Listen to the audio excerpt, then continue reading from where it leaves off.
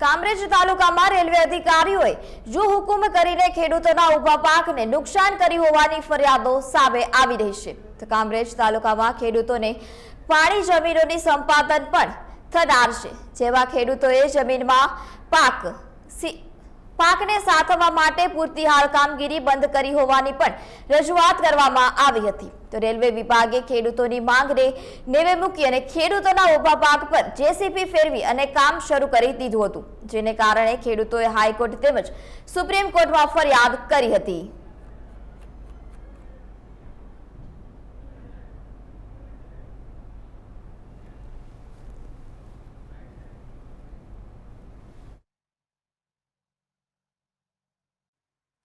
સો acre જેવી જમીન જાય છે ઉમરા ગામથી લઈને ઉધના ડિવિઝન સુધીમાં, અને એ ટ્રેક ઉપર લગભગ 100 થી 150 ખેડૂતોને આ બધી અસર થઈ છે।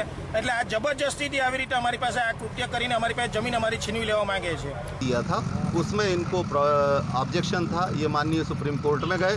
सुप्रीम कोर्ट ने जो आदेश दिए उसके हिसाब से एडिशनल हमने 29.55 करोड़ रुपए और भी जमा कर दिया। अगर इसके बावजूद इनको कोई वादा है तो इनके पास रास्ते खुले हुए हैं। ये